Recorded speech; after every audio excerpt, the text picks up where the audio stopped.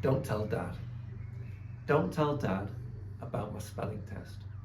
Don't tell him I can't tell one letter from the next, and don't tell Dad how stupid I am. I'd hate for him to think I'm any thicker than I am. But she did tell Dad, and Dad did say, don't worry about that, it's just silly anyway.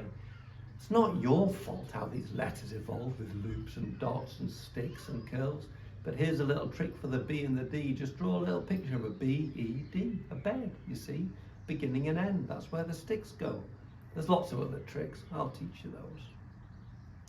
Don't tell Dad I'm failing at maths. Don't tell him I can't calculate the Y from the X.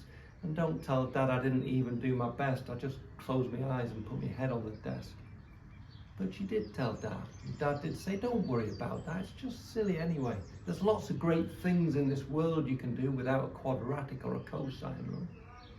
But let's draw a diagram, and then you'll see it's never as clever as they make it out to be. Don't tell Dad I got so drunk I lost certain functions with unfortunate results. And don't tell Dad that I cried and I puked and I broke something valuable that can't be reproduced. But she did tell Dad, and Dad did say, don't worry about that, it's just silly anyway. You should have seen me in 1973 when Sunderland won the cup thanks to Jimmy Montgomery, and I jumped on a table and I fell and broke my nose, and your mother always wondered how I ever did get home. Don't tell Dad. Turns out I'm gay. Don't tell him, because I know it's only going to cause him pain, because Dad believes in families, and families look like this, with a mother and a father and a scattering of kids. But she did tell Dad, and Dad did say, don't worry about that, it's just silly anyway.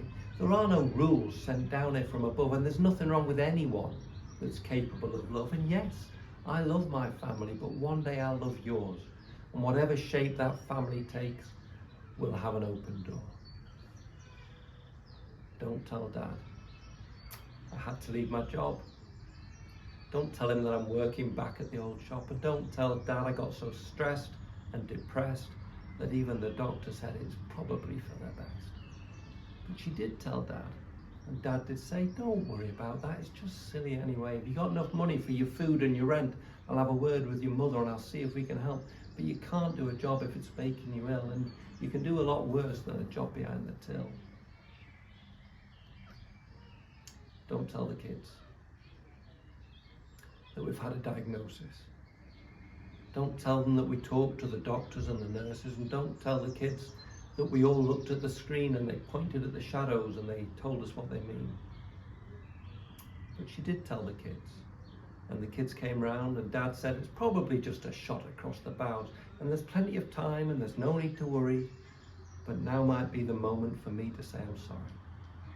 I'm sorry if you ever thought my love came with conditions, like being good at spelling or making great decisions or being straight or being happy or accumulating wealth or being always sober with perfect mental health.